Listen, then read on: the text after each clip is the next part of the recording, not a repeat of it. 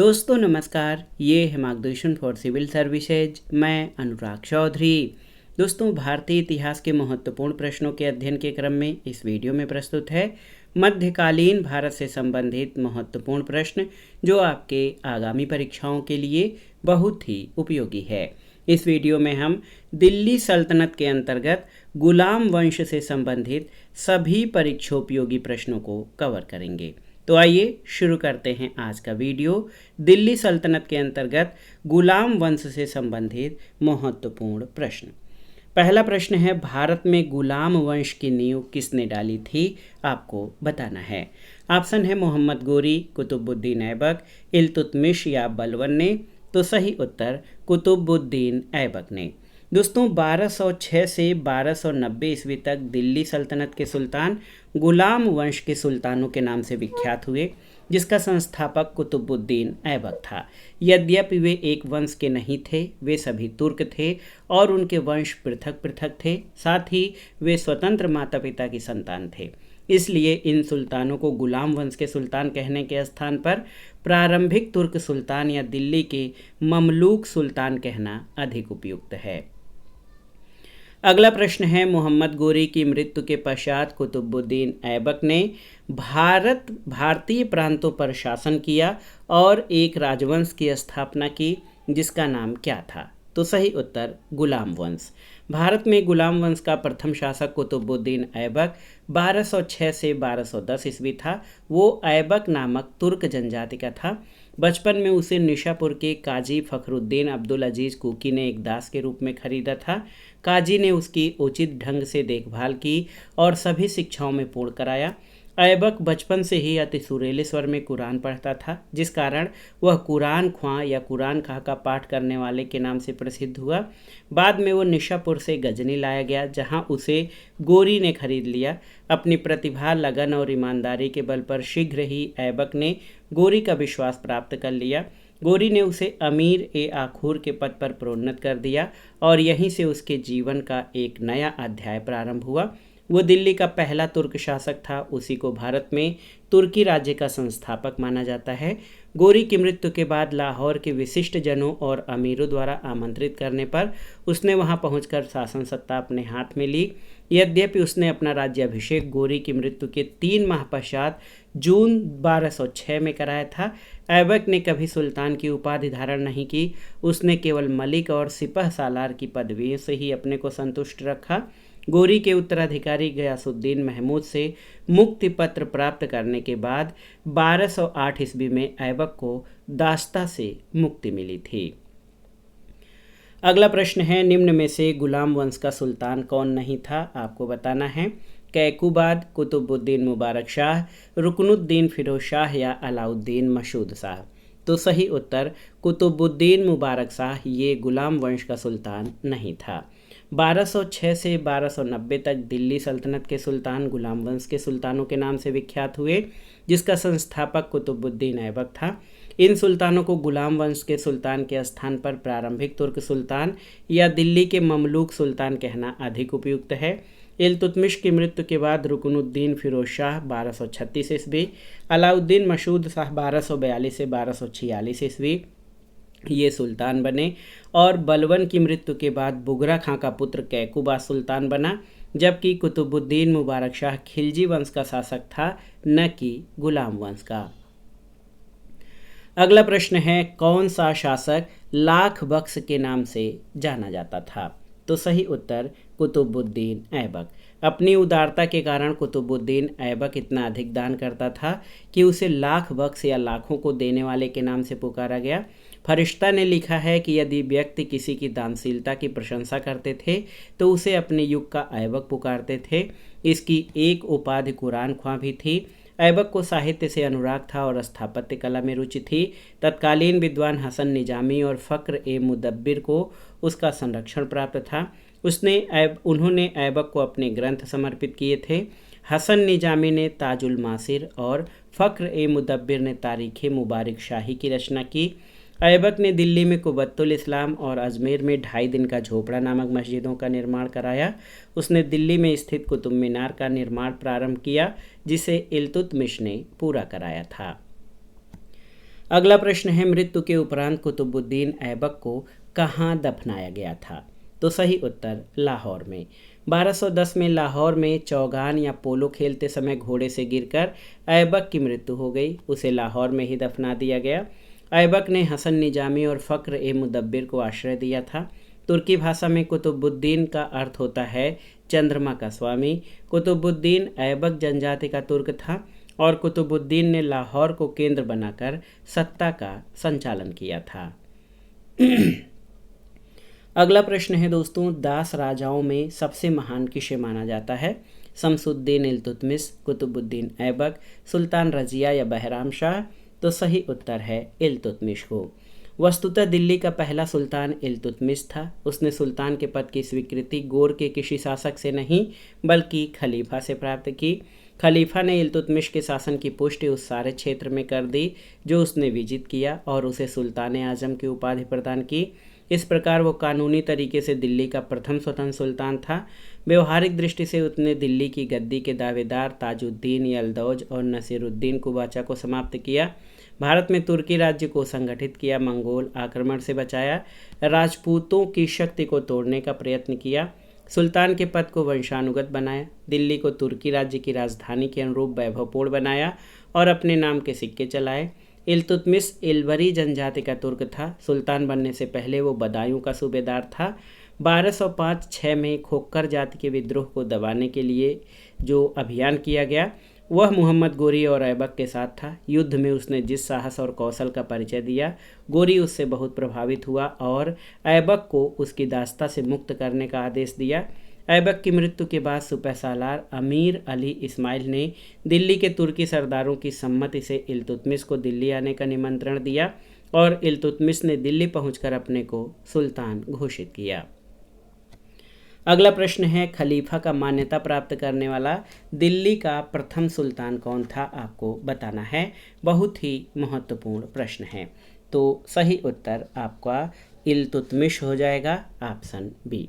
याद रखिएगा, इल्तुतमिश खलीफा से मान्यता प्राप्त करने वाला दिल्ली सल्तनत का प्रथम वैधानिक सुल्तान था।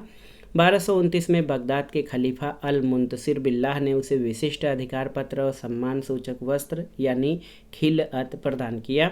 इल्तुतमिश को दिल्ली सल्तनत का वास्तविक संस्थापक माना जाता है। इल्तुतमिश का वंश इल्वारी तुर्क था। इसने 1211 से 1236 तक शासन किया और दिल्ली की गद्दी पर बैठने के पहले वो बदायूं का सूबेदार था। खलीफा से इल्तुतमिश के शासन की पुष्टि उसके सारे क्षेत्र में कर दी जो उसने विजित किया और उसे सुल्तान आजम की उपाधि प्रदान की। और इल्तुतमिश ने सल्तनत काल के 3 प्रमुख अंगों मुद्रा, इक्ता प्रणाली और सेना को सुव्यवस्थित किया था।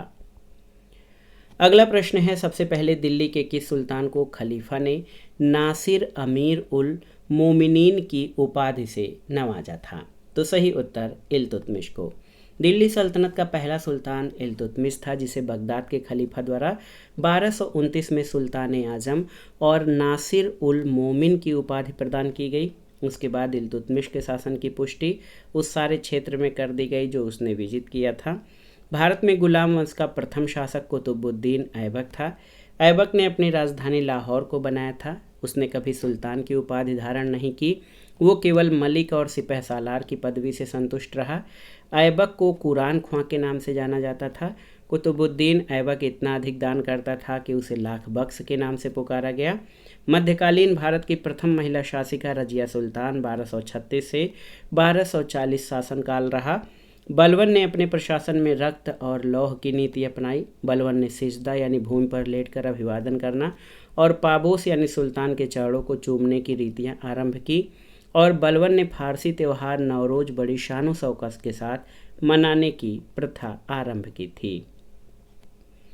अगला प्रश्न है, इल्तुतमिश के विषय में निम्नलिखित कथनों में कौन से सही हैं? 2 कथन आपके दिए गए हैं। तो यहाँ पर देखिए, इल्तुतमिश ने अपने प्रभुत्व की मान्यता खलीफा द्वारा प्राप्त की, बिल्कुल सही है। और इल्तुतमिश ने बंगाल के सुल्तान गयासुद्दीन को हराकर लखनौती पर अधिकार कर लिया। तो 1 और 2 दोनों ही सही हैं, ऑप्शन सी आपका सही उत्तर है। दोस्तों, इल्तुतमिश कुतुबुद्दीन ऐबक का दास था। वो प्रथम इल्वारी तुर्क शासक और दिल्ली का पहला सुल्तान था जिसने सुल्तान के पद की स्वीकृति गौर के किसी शासक से नहीं बल्कि 1229 में बगदाद के खलीफा अल मुंतसिर बिल्लाह से प्राप्त की थी। 1226 ईस्वी में बंगाल के सुल्तान गयासुद्दीन को हराकर लखनौती पर अधिकार किया। 1226 में बंगाल दिल्ली सल्तनत का एक एकता या सूबा बन गया, इसलिए कथन 1 और 2 दोनों सही हैं। अगला प्रश्न है, जीतल नामक सिक्का बनता था किससे या किस धातु का? तो सही उत्तर तांबे का। जीतल का सिक्का तांबे का बना होता था। इल्तुतमिश सल्तनत युग के 2 महत्वपूर्ण सिक्के चांदी का टंका 175 ग्रेन और तांबे का जीतल प्रारंभ किया। इसने सिक्कों पर टकसाल का नाम लिखवाने की परंपरा शुरू की और इल्तुतमिश पहला तुर्क शासक था जिसने भारत में सल्तनत काल में सबसे पहले शुद्ध अरबी सिक्के चलाए थे। अगला प्रश्न है, निम्नलिखित में से किसने कहा है कि भारत में मुस्लिम संप्रभुता का इतिहास वास्तव में इल्तुतमिश के शासनकाल से प्रारंभ होता है? आपको बताना है। तो सही उत्तर राम प्रसाद त्रिपाठी, ऑप्शन सी। दोस्तों, पंडित डॉक्टर आर.पी. त्रिपाठी का कहना है कि भारत में मुस्लिम संप्रभुता का इतिहास वास्तव में इल्तुतमिश के शासनकाल से प्रारंभ होता है। मोहम्मद गोरी ने 1206 में खोखरों के विद्रोह के समय इल्तुतमिश की असाधारण योग्यता के कारण उसे दास्ता से मुक्त कर दिया। इल्तुतमिश ने सुल्तान के पद को वंशानुगत बनाया और उसने दिल्ली के लाहौर के स्थान पर दिल्ली को अपनी राजधानी और शासन का केंद्र बनाया था। अगला प्रश्न है, कौन रात्रि में अपना अधिकतर समय प्रार्थना और चिंतन में व्यतीत करता था? तो सही उत्तर इल्तुतमिश। इल्तुतमिश दिल्ली सल्तनत में गुलाम वंश का प्रमुख शासक था। वो रात्रि में अपना अधिकतर समय प्रार्थना और चिंतन में व्यतीत करता था। इसका शासनकाल 1211 से 1236 ईस्वी तक था। अगला प्रश्न है, निम्नलिखित में से कौन हजार मर्दह कहलाता था? आपको बताना है। तो सही उत्तर कबीर खां। इल्तुतमिश द्वारा रजिया को उत्तराधिकारी बनाए जाने पर इक़्तिदारों में रोष उत्पन्न हुआ। इसी कारण उसे गद्दी से हटाने का प्रयास किया गया। सुल्तान के इक़्तिदार कबीर खां को हजार मर्दह कहा जाता था। अगला प्रश्न है, इल्तुतमिश द्वारा सत्ता ग्रहण करने का आधार क्या था? आपको बताना है। तो सही उत्तर दिल्ली के तुर्क अमीरों और सैन्याधिकारियों ने उसका चयन किया था। कुतुबुद्दीन ऐबक की अचानक मृत्यु हो जाने के कारण ऐबक अपना उत्तराधिकारी नहीं चुन सका। ऐबक की मृत्यु के बाद आराम शाह सुल्तान बना। इसके गद्दी पर बैठते ही अनेक अमीरों ने स्वतंत्रता की घोषणा कर दी। इसलिए बदायूं के गवर्नर इल्तुतमिश को तुर्क अमीरों और सैनिक अधिकारियों ने दिल्ली आने का निमंत्रण भेजा। इससे इल्तुतमिश ने तुरंत स्वीकार कर लिया। तुर्क अमीरों और सैनिक अधिकारियों ने सबसे योग्य और बहादुर तुर्क को अपना सुल्तान चुना और इल्तुतमिश बिना किसी कठिनाई की गद्दी पर आसान हुआ। आराम शाह ने 1210 से 1211 में कुल 8 महीने तक शासन किया था और मिनहाज उस सिराज ने स्पष्ट लिखा है कि ऐबक के केवल 3 पुत्रियां थीं। अगला प्रश्न है, दिल्ली सल्तनत में इक्ता प्रथा प्रारंभ करने का श्रेय किसे दिया जाता है? आपको बताना है। तो सही उत्तर इल्तुतमिश को। दिल्ली सल्तनत में इक्ता प्रथा प्रारंभ करने का श्रेय इल्तुतमिश को जाता है। इल्तुतमिश दिल्ली सल्तनत का ऐसा पहला सुल्तान था जिसने भारत में पहले से प्रचलित सामंती प्रथा को समाप्त करके इक्ता प्रथा प्रारंभ किया। इक्ता प्रथा के अंतर्गत भूमि के विशेष खंडों के राजस्व वसूलने का अधिकार सैनिक और असैनिक पदाधिकारियों को उनके वेतन के बदले प्रदान किया जाता था। इक़्तिदारों को अपने क्षेत्र में कानून व्यवस्था की देखरेख, लगान की वसूली, मुकदमों की सुनवाई, सैनिक सेवा के कार्य करने होते थे और समय समय पर इक़्तिदारों का स्थानांतरण भी किया जाता था। अगला प्रश्न है, सुल्तान इल्तुतमिश के शासनकाल में न्याय चाहने वाले व्यक्ति को क्या पहनना पड़ता था? आपको बताना है। तो सही उत्तर लाल पोशाक। सुल्तान इल्तुतमिश के काल में न्याय चाहने वाले व्यक्ति को लाल पोशाक धारण करना पड़ता था। रजिया सुल्तान ने भी उत्तराधिकार के विषय में लाल कपड़े को धारण कर दिल्ली की आम जनता के बीच न्याय हेतु गुहार लगाई थी। अगला प्रश्न बहुत ही आसान सा है, इल्तुतमिश द्वारा गठित तुर्की अमीरों का समूह क्या कहलाता था? तो सही उत्तर चहलगानी, ऑप्शन डी। इल्तुतमिश ने 40 गुलाम सरदारों का एक गुट बनाया जो तुर्काने चहलगानी कहलाता था। 40 दल के सभी सदस्य पूर्णतः उसके नियंत्रण में थे और सुल्तान के प्रति स्वामी भक्त थे। इल्तुतमिश के राजतंत्र का मुख्य आधार ये ही तुर्कदास थे और बलवन ने सत्ता ग्रहण करने के बाद इल्तुतमिश द्वारा गठित तुर्काने चहलगानी के गठन को समाप्त कर दिया था। अगला है, निम्नलिखित में से किस व्यक्ति ने इल्तुतमिश को एक ऐसा संदेश भेजा था जिसमें मंगोलों के खिलाफ गठबंधन की मांग की थी? ऑप्शन है नासिर उद्दीन कवाचा, जलालुद्दीन मंगबरनी, यल्दौज या बख्तियार खिलजी। तो सही उत्तर जलालुद्दीन मंगबरनी। ख्वारिज्म वंश का अंतिम शासक जलालुद्दीन मंगबरनी मंगोल आक्रमण के कारण दिल्ली सल्तनत में इल्तुतमिश से शरण मांगा, पर इल्तुतमिश ने मना कर दिया। उसके बाद खोखरों के लाहौर में प्रवेश करने और पंजाब में अधिकांश भाग पर कब्जा करने पर मंगबरनी ने मंगोलों के खिलाफ एक होने के लिए इल्तुतमिश और दिल्ली के तुर्की मामलुक सुल्तान के साथ गठबंधन करने का अनुरोध किया था, लेकिन उसने इनकार कर दिया था। अगला प्रश्न है, मंगोलों का आक्रमण सबसे पहले किस सुल्तान के समय में हुआ था? ऑप्शन है इल्तुतमिश, बलवन, अलाउद्दीन खिलजी या शेर शाह। तो सही उत्तर आपका हो जाएगा इल्तुतमिश, ऑप्शन ए। दोस्तों याद रखिएगा, मंगोलों का आक्रमण सबसे पहले सुल्तान इल्तुतमिश के समय में हुआ था। 1221 में दिल्ली सल्तनत को चंगेज खां के आक्रमण का खतरा उत्पन्न हुआ, जब वह ख्वारिज्म के अंतिम शाह जलालुद्दीन मंगबरनी का पीछा करते हुए सिंध नदी तक पहुंच गया था। हसन निजामी और फ़ख्र ए मुदब्बिर को कुतुबुद्दीन ऐबक का संरक्षण प्राप्त था।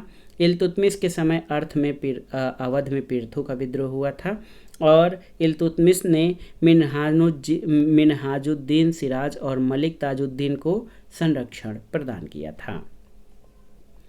अगला प्रश्न है, शाह तुर्कान थी कौन? तो शाह तुर्कान रुकनुद्दीन फिरोज की माता थी। ऑप्शन डी आपका सही उत्तर है। इल्तुतमिश की मृत्यु के दूसरे दिन 1236 में रुकनुद्दीन फिरोज शाह गद्दी पर बैठा। गद्दी पर बैठने के बाद रुकनुद्दीन ने शासन कार्य अपनी महत्वाकांक्षी माता शाह तुर्कान के हाथों में सौंप दिया। शाह तुर्कान एक कुचक्री महिला थी। शासन की बागडोर हाथ में आने के बाद उसने अपना निरंकुश शासन प्रारंभ किया। उसके अत्याचारों और अव्यवस्था के बीच रजिया की अपील पर जन समूह ने महल पर आक्रमण कर दिया और शाह तुर्कान बंदी बना ली गई थी। अगला प्रश्न है दोस्तों, रजिया के विरोधी अमीर गुट का नेतृत्व कौन कर रहा था? आपको बताना है। तो सही उत्तर निजामुल मुल्क जुनैदी। दिल्ली सल्तनत की प्रथम महिला शासिका रजिया थी।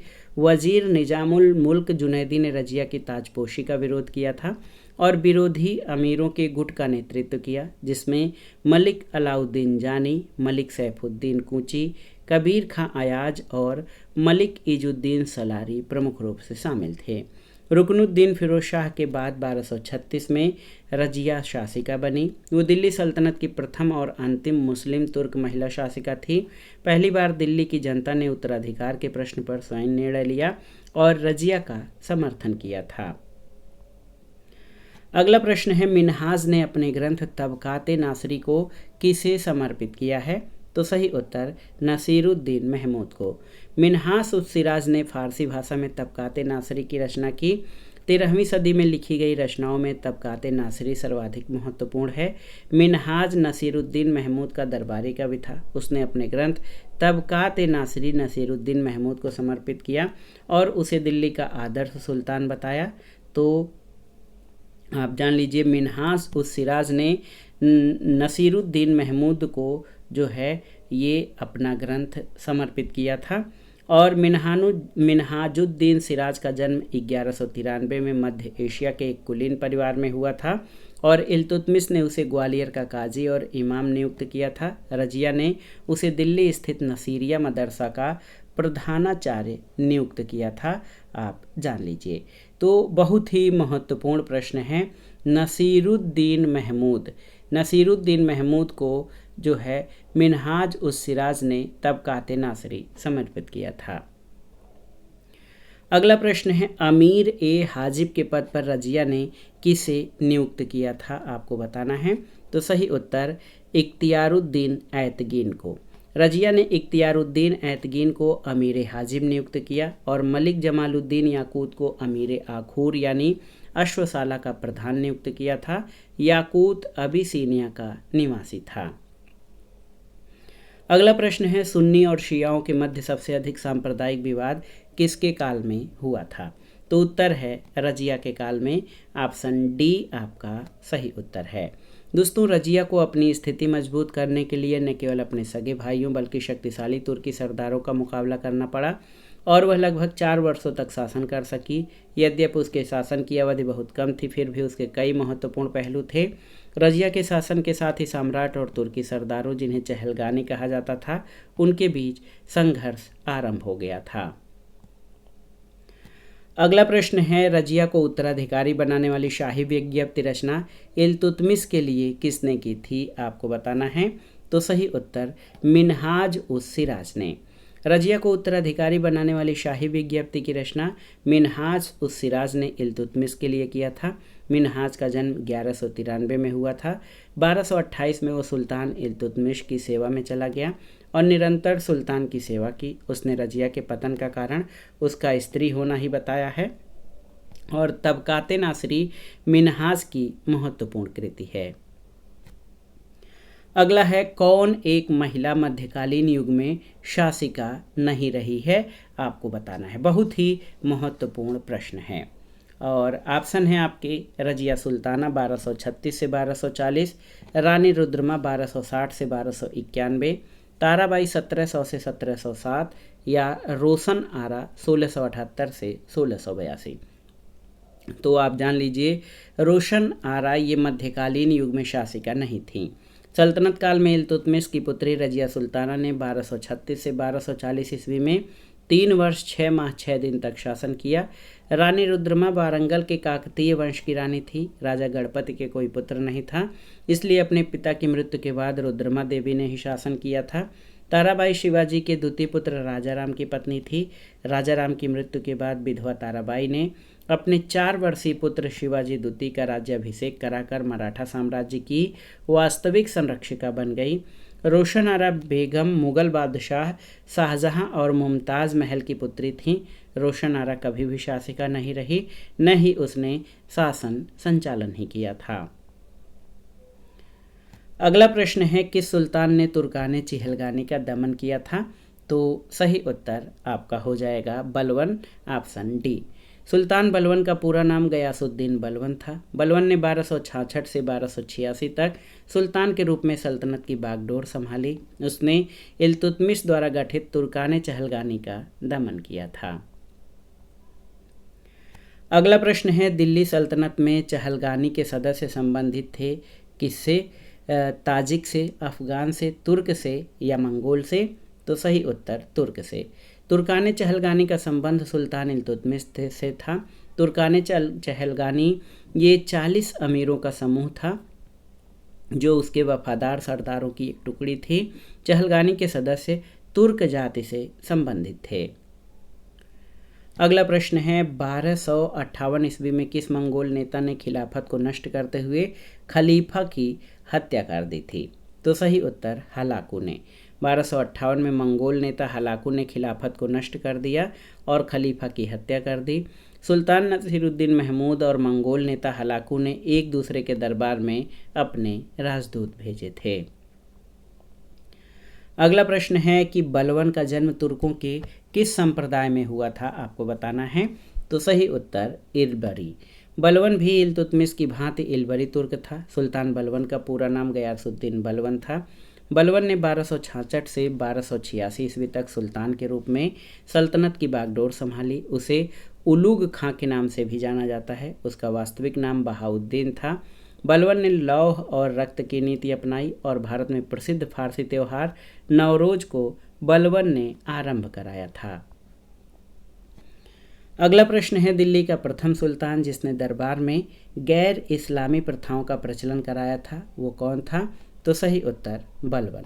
बलवन दिल्ली का प्रथम सुल्तान था जिसने दरबार में गैर इस्लामी प्रथाओं का प्रचलन किया। अपने दरबार के लिए बलवन ने एक बड़े सुल्तान के दरबार के अनुरूप नियम बनाए, उन्हें कठोरता से लागू किया। इस क्षेत्र में उसका आदर्श ईरानी बादशाह थे। उसने उनकी कई परंपराओं को अपने दरबार में प्रारंभ किया। उसने सिजदा यानी भूमि पर लेटकर अभिवादन करना, पाबोस यानी सुल्तान के चौड़ों को चूमने की रीतियाँ आरंभ की। उसने अपने दरबार में प्रतिवर्ष फारसी त्यौहार नवरोज बड़ी शानो शौकत के साथ मनाने की प्रथा आरंभ की। अगला प्रश्न है, जिल अल्लाह जो राजधिकार संबंधी धारणा है किससे संबंधित है? तो जिल अल्लाह बलवन से संबंधित है। बलवन ने फारस के लोक प्रचलित वीरों से प्रेरणा लेकर अपना राजनीतिक आदर्श निर्मित किया था। उसका अनुसरण करते हुए उसने राजस्व की प्रतिष्ठा को उच्च सम्मान दिलाने का प्रयत्न किया। राजा को धरती पर ईश्वर का प्रतिनिधि यानी नियामत एक खुदाई माना गया। बलवन के अनुसार मान मर्यादा में वो केवल पैगंबर के बाद हैं। राजा जिल्ले अल्लाह या जिल्ले इलाही यानी ईश्वर का प्रतिबिंब है। बलवन दिल्ली का प्रथम सुल्तान था जिसने राजत्व संबंधी सिद्धांतों की स्थापना की थी। उसने पुत्र बुगरा खां से कहा था, सुल्तान का पद निरंकुशता का सजीव प्रतीक है। दिल्ली सल्तनत के अंतर्गत गुलाम वंश से संबंधित महत्वपूर्ण प्रश्नों का आज की वीडियो का आखिरी प्रश्न है, किसने एक हाथी और नागौर की गवर्नरी के बदले सिंहासन से अपनी दावेदारी त्याग दी थी? ऑप्शन है अलाउद्दीन मसूद, किशलू खां, नसीरुद्दीन या जलालुद्दीन। तो सही उत्तर किशलू खां। किशलू खां ने एक हाथी और नागौर की गवर्नरी के बदले सिंहासन से अपनी दावेदारी त्याग दिया था। तो दोस्तों ये था आज का वीडियो। मध्यकालीन भारत से संबंधित महत्वपूर्ण प्रश्नों के अंतर्गत सल्तनत काल के गुलाम वंश से संबंधित महत्वपूर्ण प्रश्नों का जो है अभ्यास।